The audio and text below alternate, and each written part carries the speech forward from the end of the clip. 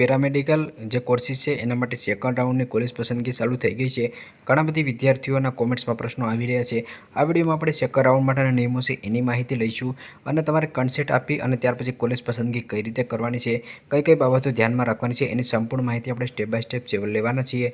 જે પણ વિદ્યાર્થીઓ ચેનલમાં નવા હોય તો ચેનલને સબસ્ક્રાઇબ કરી રાખજો, કારણ કે એડમિશન પછી નર્સિંગ પેરામેડિકલ કોર્સિસ માટે સ્કોલરશિપના ફોર્મ કઈ રીતે ભરવું એના પર પણ વિડીયો છે તે આવતા રહેશે। તો આપણે વિડીયોના ટોપિક પર આવીએ તો પહેલો પોઈન્ટ આપણે સમજીએ કે નર્સિંગ પેરામેડિકલ કોર્સિસના બીજા રાઉન્ડમાં કોણ કોણ ભાગ લઈ શકશે।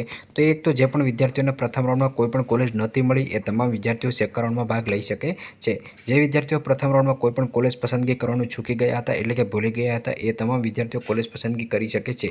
જે પણ વિદ્યાર્થીઓને પ્રથમ રાઉન્ડમાં પ્રવેશ મળ્યો હોય અને પ્રવેશ એવી કન્ફર્મ ના કર્યો હોય, કારણ કે ઘણા બધી વિદ્યાર્થી ભાઈઓ બહેનોએ સેલ્ફ ફાઇનાન્સ કોલેજો નાખેલી હોય જેની ફી વધારે હોય, તો એ વિદ્યાર્થીઓ કોલેજ છે એ કન્ફર્મ નહોતી કરી, એટલે કે એને પ્રથમ રાઉન્ડમાં કોઈ પણ કોલેજ મળેલી હતી અને કન્ફર્મ નથી કરી, તો તમામ વિદ્યાર્થીઓ બીજા રાઉન્ડ માટે કોલેજ પસંદગી કરી શકે છે। જે પણ વિદ્યાર્થીઓને પ્રથમ રાઉન્ડમાં કોઈ પણ કોલેજ મળેલી હતી અને ત્યાર પછી એણે બીજો રાઉન્ડ ચાલુ થાય એની પહેલાં એક કોલેજ છે એક રદ કરી નાખેલી છે, એટલે કે પ્રથમ રાઉન્ડમાં પ્રવેશ કન્ફર્મ કરેલો હતો અને ત્યાર પછી એડમિશન પ્રવેશ એ કેન્સલ કરેલો, એ તમામ વિદ્યાર્થીઓ બીજા રાઉન્ડમાં ભાગ લઈ શકે છે।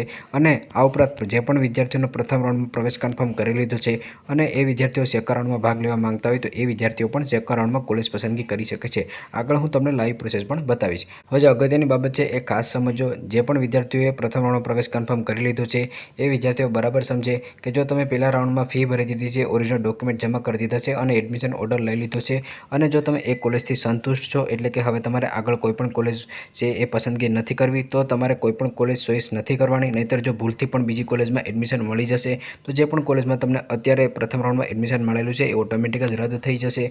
તો તમારે જે પણ પ્રથમ રાઉન્ડમાં તમે કોલેજ પસંદગી કરેલી હતી એ ઓલરેડી તમારે લોગિનમાં હોય તો તમારે એન્ટર કરીને એ ડિલીટ કરી નાખવાનું રહેશે, એટલે કે તમારે કન્સેપ્ટ છે એને ડિક્લીન કરવાનો રહેશે। આગળ હું તમને કન્સેપ્ટની લાઈવ પ્રોસેસ સમજાવીશ એટલે તમે આરામથી સમજી જશો। જો તમે ભૂલથી કન્સેપ્ટ આપી દીધું હોય તો લોગિનમાં જઈ અને તમારે કન્સેપ્ટ છે એને કેન્સલ કરવાનો રહેશે। ત્યાર પછી જે પણ વિદ્યાર્થીઓને પ્રથમ રાઉન્ડમાં કોઈ પણ કોલેજ મળેલી હોય એ પ્રવેશ કન્ફર્મ કરી અને બીજા રાઉન્ડમાં કોલેજ પસંદગી કરેલી હશે, બીજા રાઉન્ડમાં એમને કોઈ પણ કોલેજ મળી જશે તો એ જે પણ કોલેજ બીજા રાઉન્ડમાં મળશે એ પ્રવેશ તમારે કન્ફર્મ કરવાનો રહેશે, કારણ કે જે પણ તમારો પ્રથમ રાઉન્ડનો પ્રવેશ હતો એ તમારો ઓટોમેટિક જ કેન્સલ થઈ જશે, એમાં તમારો કોઈ પણ હક રહેતો નથી। તો બીજા રાઉન્ડમાં જે કોલેજ મળશે એ તમારે પ્રવેશ કન્ફર્મ કરવાનો રહેશે। જો તમે બીજા રાઉન્ડનો પ્રવેશ એ કન્ફર્મ નહીં કરો તો તમારી પાસે કોઈ પણ કોલેજ છે તે રહેશે નહીં, કારણ કે પ્રથમ રાઉન્ડનો જે પ્રવેશ હતો એ કેન્સલ થઈ ગયો છે અને બીજા રાઉન્ડમાં જે પ્રવેશ મળશે એ તમે કન્ફર્મ નહીં કરો તો તમારી પાસે કોઈ પણ કોલેજ છે તે રહેશે નહીં। જે પ્રથમ રાઉન્ડમાં તમને કોલેજ મળેલી હતી ત્યાર પછી બીજા રાઉન્ડમાં તમને જો કોઈ પણ નવી કોલેજ મળશે તો જે પણ તમારી ફીની તફાવત હશે એ ભરવાનો રહેશે। જેમ કે પહેલા રાઉન્ડમાં તમે કોઈ કોલેજમાં એડમિશન મળેલી હોય એની ફી 30,000 રૂપિયા હોય, બીજા રાઉન્ડમાં કોઈ કોલેજ મળે એની ફી તમારી 40,000 રૂપિયા હોય તો વધારાની જે 10,000 રૂપિયા ફી હશે એ તમારે ભરવાની રહેશે।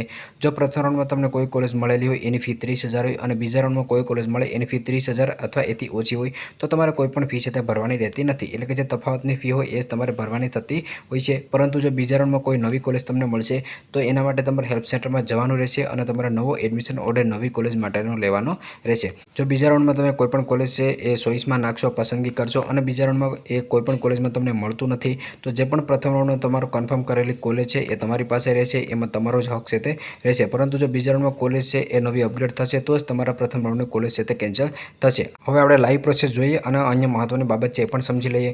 તો પ્રથમ રાઉન્ડમાં તમને કોઈ પણ સેલ્ફ ફાઇનાન્સ કોલેજ મળી ગઈ હોય અથવા તો તમારા વિસ્તારથી દૂરની સરકારી કોલેજ મળેલી હોય અને હવે તમારે બીજા રાઉન્ડમાં કોલેજ પસંદગી કરવી હોય તો અહીંયા તમને રાઉન્ડ 1ના રિપોર્ટિંગ બાદ ખાલી રહેલ સીટની યાદી જોવા મળશે।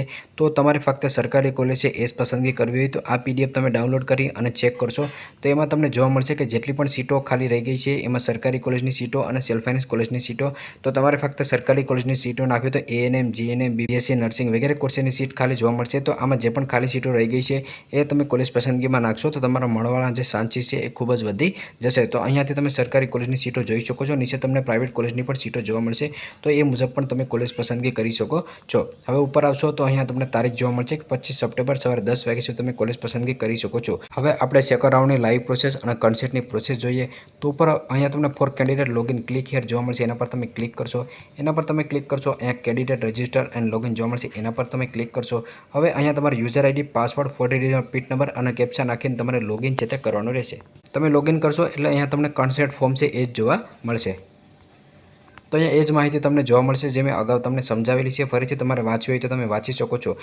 હવે જો તમે બીજા રાઉન્ડમાં કોલેજ પસંદગી કરવા ના માંગતા હોય તો તમે આઈ ડિક્લાઇન પર ઓકે કરશો એટલે તમારી જે કન્સેન્ટ છે એ ડિક્લાઇન થઈ જશે, એટલે કે બીજા રાઉન્ડમાં તમે કોલેજ પસંદગી નથી કરવા માંગતા એવો કમિટી સમજશે. પરંતુ બીજા રાઉન્ડમાં તમારે કોલેજ પસંદગી કરવી હોય તો આઈ એક્સેપ્ટ જોવા મળશે, એના પર તમે ક્લિક કરશો. ક્લિક કરી અને ત્યાર પછી પ્રોસેસના બટન પર તમારે ક્લિક છે તે કરવાનું રહેશે. ત્યાર પછી આગળ તમને આ ટાઈપનું તમારું નામ, તમારી કેટેગરી વગેરે માહિતી છે જોવા મળશે.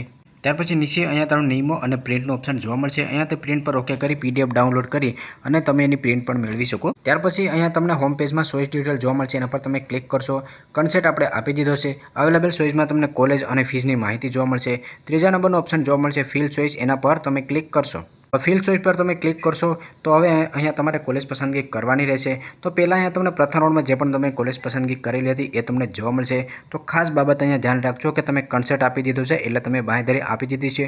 તો જે પણ પ્રથમ રાઉન્ડની તમે કોલેજ પસંદ કરેલી હતી એ તમામ કોલેજ જોવા મળશે. તો એ તમામ કોલેજ છે એમાંથી જે પણ તમારે કોલેજ પસંદ ના હોય એ તમામ કોલેજ તમારે ડિલીટ કરવાની રહેશે. એક પછી એક કોલેજ ડિલીટ કરવી હોય તો અહીંયાથી તમે કરી શકો છો, અને એક સાથે તમામ કોલેજ ડિલીટ કરવી હોય તો ઓલ ડિલીટ પર તમે ઓકે કરશો એટલે તમામ કોલેજ છે એ તમારી કોલેજ લિસ્ટમાંથી ડિલીટ થઈ જશે. હવે તમારે કોલેજ પસંદગી કઈ રીતે કરવાની રહેશે તો પહેલાં અહીંયાથી branch, institute, seat type, district વગેરે સિલેક્ટ કરી અને તમે કોલેજ પસંદગી કરી શકો છો. જેના પર મેં ઓલરેડી પ્રથમ રાઉન્ડનો વિડીયો બનાવેલો છે, એ વિડીયો તમે જોઈ લેજો. એમાં તમને સંપૂર્ણ સ્ટેપ બાય સ્ટેપ માહિતી મળી જશે. જે વિડીયોની લિંક હું ડિસ્ક્રિપ્શનમાં નાખી દઉં છું.